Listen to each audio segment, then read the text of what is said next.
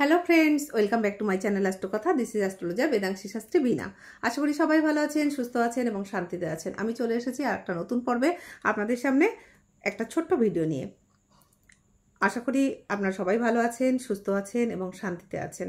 বন্ধুরা, আজকে একটা কথা আপনাদের সঙ্গে শেয়ার করব যে 14ই আষাঢ়, এই 14ই আষাঢ় অর্থাৎ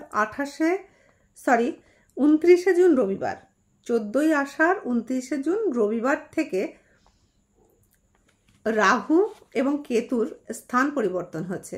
অর্থাৎ কেতু সিংহ রাশিতে আগমন করেছে আর রাহু কুম্ভ রাশিতে। 14ই আষাঢ় থেকে রাহু কুম্ভ রাশিতে অবস্থান করছে এবং কেতু সিংহ রাশিতে। তো এই রাহু কেতুর স্থান পরিবর্তনের ফলে অনেক রাশির অনেক সমস্যা হবে, যেমন সিংহ রাশি এবং কুম্ভ রাশির মানুষদের এবং তার গোচরে যে সমস্ত রাহু কেতুর গোচরে যে গ্রহ নক্ষত্ররা আসবে তাদের স্থান এবং তাদের বলাবল হিসাবে কিন্তু অনেক রাশির অনেক সমস্যায় পড়বে। যেমন সিংহ রাশির অনেকটা প্রবলেম হবে, একটু আধ্যাত্মিক চেতনা বেশি বাড়তে পারে, মাথার ভিতরে কোনো সমস্যা হতে পারে, কোনো চিন্তা তাদের মাথা থেকে যাবে না, মেন কথা। এবং রাহু কুম্ভ রাশিতে থাকার পরে এমনি কুম্ভ রাশির জাতক জাতিকাদের বুদ্ধিটা মানে একটা কুম্ভ রাশির জাতক জাতিকাদের বুদ্ধি একটা ঘটের ভিতরে থাকে, এরকম মানে ভাবা হয় সাধারণত। তো সেই হিসাবে একটু ডিস্টার্ব হবে। তো এই রাহু কেতুর স্থান পরিবর্তন নিয়ে আমি অন্য ভিডিওতে বলবো। আজ শুধু এইটুকু বলে দিলাম, একটু সতর্ক থাকবেন যারা সিংহ রাশির এবং কুম্ভ রাশির ব্যক্তি আছেন তারা। আর আজ বলবো আরো কিছু কথা।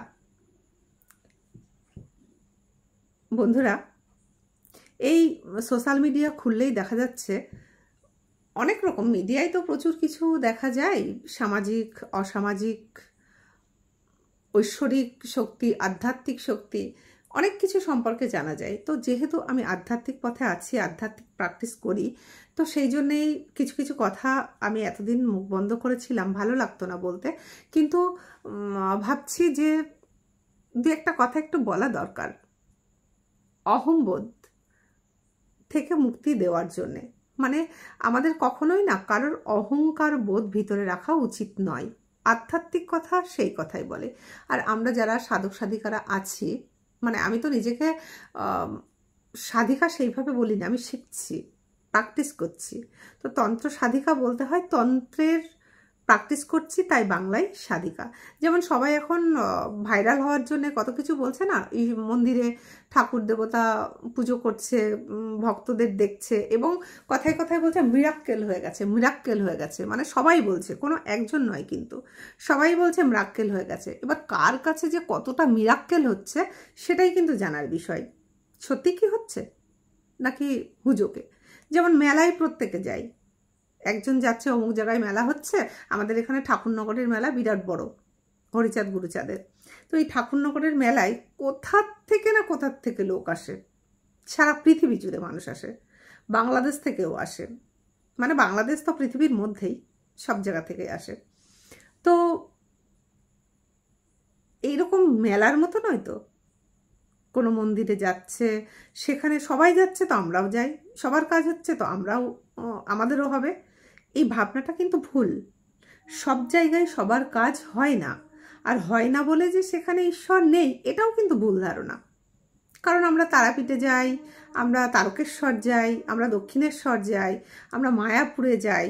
তো এই সমস্ত যে জায়গাগুলোর সঙ্গে নর্মাল মানুষের দ্বারা এখন যে মন্দির মানে ঠাকুরের কারবার হচ্ছে, রুগী দেখার ব্যাপার যেগুলো ভাইরাল হয়েছে, সেগুলো না ভাইরাল হয়েছে বলে আমার কোনো আপত্তি নেই, কিন্তু ব্যাপার হচ্ছে এই যে সমস্ত বড় বড় প্রতিষ্ঠানের সঙ্গে মানে তীর্থস্থানের সঙ্গে তুলনা করা হচ্ছে, তো সেই রকম তীর্থস্থানের জায়গায় কিন্তু বর্তমানের মন্দিরের মানে ভাইরাল মন্দিরও এখনো সেখানে পৌঁছায়নি।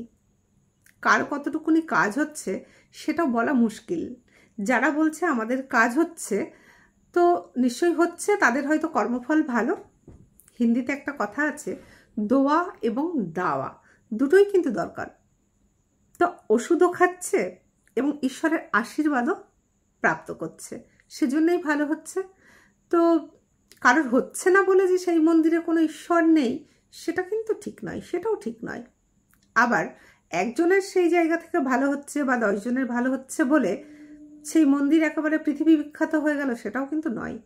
আমি কোনো একজনের কথা বলছি না, আমি এরকম যে সমস্ত প্রতিষ্ঠান এখন ইউটিউব চ্যানেল খুললেই অনেক গ্রামে গঞ্জে অনেক জায়গায় এই সমস্ত প্রতিষ্ঠান দেখা যাচ্ছে। মানে যত প্রতিষ্ঠান প্রত্যেকটা জায়গায় কিন্তু প্রচুর লোক। আমি নিজেও এই পথে আছি, এই লাইনেই কাজ করি, অ্যাস্ট্রোলজি করি, দৈবিক মতে ক্লায়েন্ট মিট করি, কিন্তু এরকম ভিড়ভাট্টা মানে আমি পছন্দ করি না। তো ঠিক আছে, আমার এটা সেইভাবে বারোয়ারিভাবে তো আমি করি না, তো সেটা আলাদা কথা। কিন্তু যেখানে বারোয়ারিভাবে যাচ্ছে, তো সেখানের মন্দিরের ভিতরে এক একজনকে কম্পেয়ার করছে, এর থেকে সে বড়, তার থেকে সে বড়। তো এই কম্পেয়ারের কথাটাই আমি আজকে বলতে চাইছি।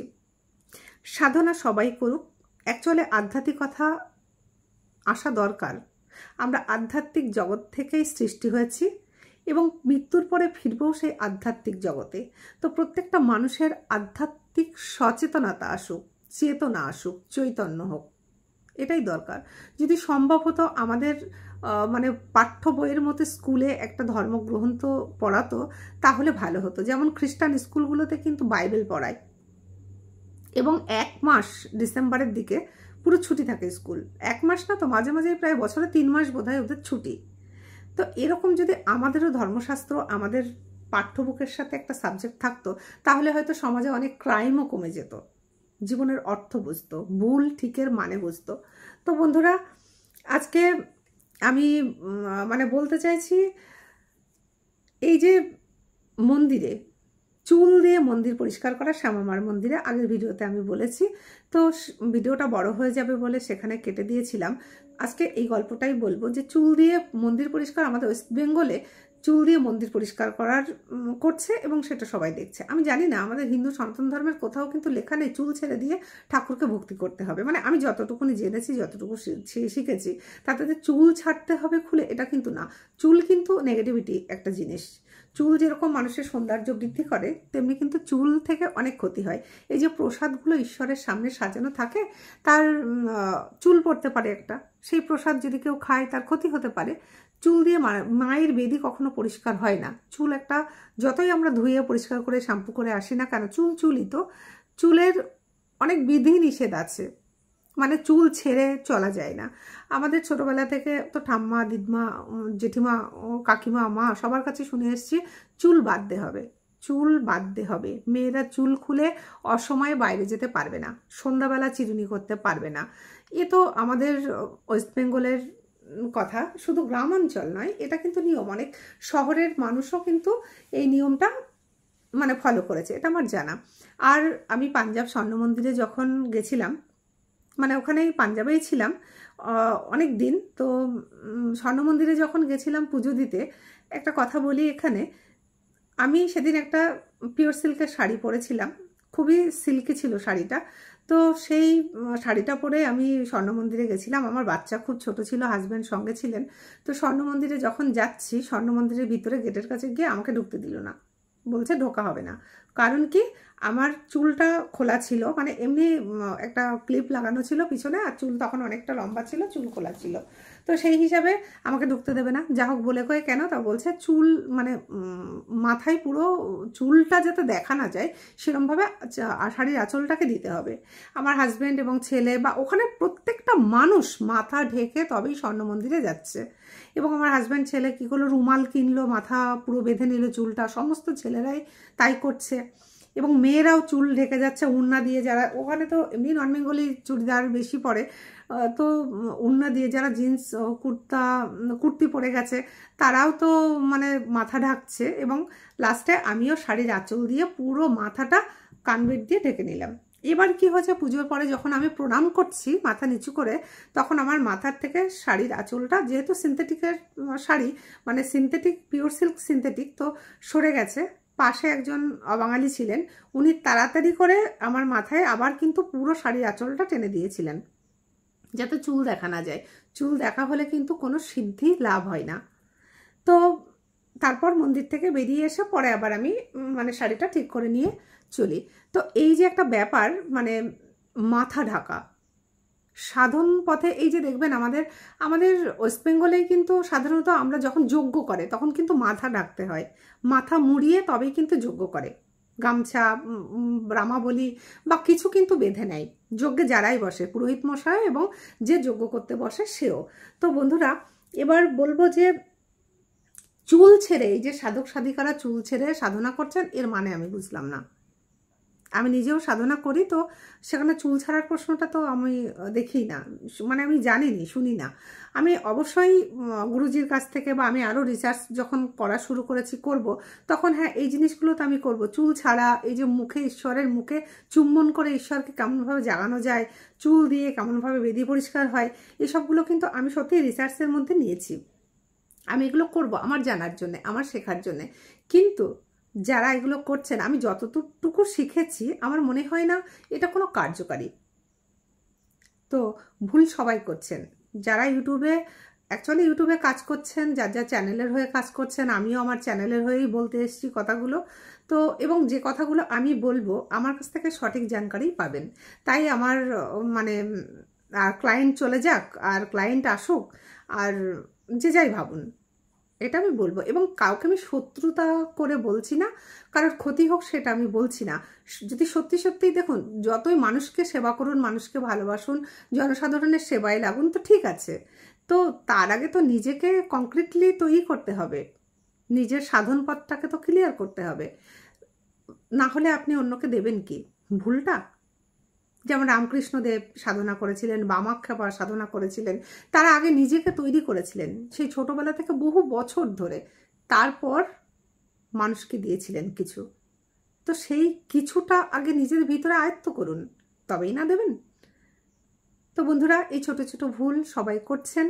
আসন শুদ্ধি, জল শুদ্ধি, মানে বসা, আসন খুলে যদি বসা হয় তাহলে কিন্তু আসন অ্যাকচুয়ালি বসার নিয়ম, কিন্তু আসন পেতে আমি বসলাম, আমার সাধনা শেষ না হলো, আমার যদি উঠে আসতে হয় আসন কিন্তু একটু মুড়িয়ে রেখে উঠতে হয়, না হলে হনুমানজি সেই আসনটার সমস্ত কিছু চুরি করে নেন। সমস্ত দেবীর সঙ্গে সঙ্গে আমরা কেউ জানি না, সবাই যারা সাধনা না করে, হনুমানজি কিন্তু থাকেনই মায়ের সঙ্গে, যে কোনো মাতৃমূর্তির সঙ্গে হনুমানজি থাকেন তাদের আগে আগে।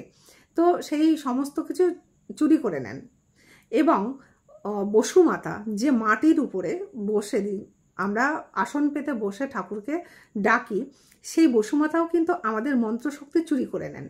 এর অনেক কিছু আছে, মন্ত্রশক্তি চ্যান্টিং করতে গেলে, মন্ত্র উচ্চারণ করতে গেলে সঠিক শুদ্ধভাবে মন্ত্র উচ্চারণ করতে হয়, না হলেও কিন্তু সে উচ্চারণের কোনো ফল লাভ হয় না।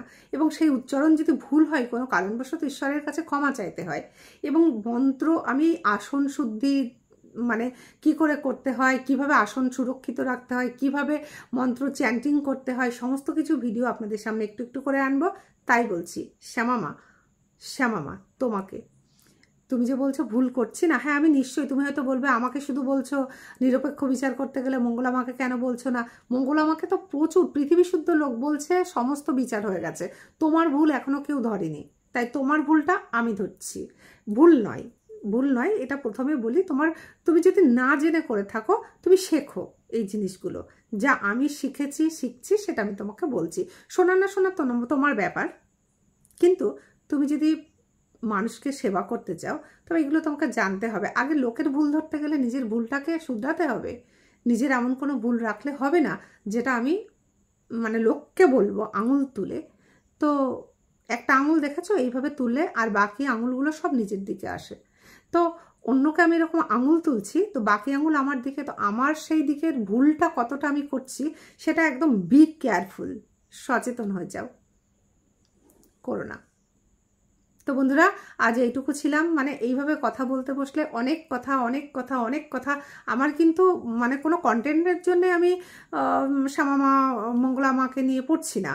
কন্টেন্ট আমার কাছে প্রচুর আছে। আমি নিজেই অ্যাস্ট্রোলজি করি, আমি একজন অ্যাস্ট্রোলজার, তান্ত্রিক অ্যাস্ট্রোলজার, অর্থাৎ তন্ত্রের প্র্যাকটিস করি। তন্ত্র মানে সবাই কিন্তু খারাপভাবে নেবেন না, তন্ত্র বিষয় আমি অন্য সময় বলবো। তন্ত্র মানে তনু, তনু মানে দেহ, দেহ শরীরকে নিয়েই তৈরি হয় তন্ত্র। তন্ত্রের যারা খারাপ দিকটা করে সেটা তারা খারাপ করে, কিন্তু তন্ত্র মানেই যে ভয়ের কোনো কারণ নেই। তন্ত্র হচ্ছে ভালো ভালো জিনিস। তো এই সমস্ত বিষয়ে আমি পার্ট বাই পার্ট আপনাদের সামনে আসবো, বলবো। আশা করি আপনাদের ভালো লাগবে এবং আপনাদের মঙ্গল হবে। শেখার অনেক জিনিসই আমি বলবো যারা সবটা সত্যিকারের জানেন না। আমি এর সঙ্গে মিশে গেছি, মিশে যেতে আরও চাই। আধ্যাত্মিক পথে জীবনটাকে মানে বিলিয়ে দিয়েছি, আরও ভবিষ্যতে আধ্যাত্মিক রস আমি মানে নিংড়ে নিতে চাই নিজের মধ্যে। তো সেই হিসাবে যতটুকুনি আমি শিখেছি, যতটুকু শিখবো, আস্তে আস্তে আপনাদের সামনে আমি সেই কথাগুলো বিলিয়ে দেবো। আপনারা প্রসাদের মতো সেগুলো গ্রহণ করতে পারেন এবং নিজের প্রতি যদি অ্যাপ্লাই করেন তাহলে আপনাদের অনেক উন্নতি হবে। আপনারা প্রত্যেকেই ভালো থাকবেন, সুস্থ থাকবেন, শান্তিতে থাকবেন। তো বন্ধুরা আজ এইটুকু। যাওয়ার আগে একটা রিকোয়েস্ট করব, প্রত্যেকেই আপনারা যারা আমার ভিডিও দেখছেন তারা অবশ্যই আমার চ্যানেলটাকে একটু সাবস্ক্রাইব করবেন, লাইক করবেন আর একটু সাপোর্ট করবেন। কমেন্টে লিখবেন ভালো লাগছে কিনা। যদি ভালো লাগে তাও লিখবেন, যদি না লাগে তাও লিখবেন এবং কেন লাগছে না সে কথাটা কিন্তু অবশ্যই লিখে দেবেন। তাহলে আমি নিজেকে শুধরে নেওয়ার চেষ্টা করব। তো বন্ধুরা, বিশ্বের সবার মঙ্গল হোক, সবাই ভালো থাকেন, সুস্থ থাকেন। কেউ আমার শত্রু নয়, আমার বন্ধুও নয়, শত্রুও নয়। তবু মায়ের শ্রীচরণে সমর্পিত। মাকে ভালোবাসি। মায়ের সাধক সাধিকারা ভালো কথা বলুক, জ্ঞানের কথা বলুক, এইটুকুই আমার প্রার্থনা। তো আজ এইটুকু।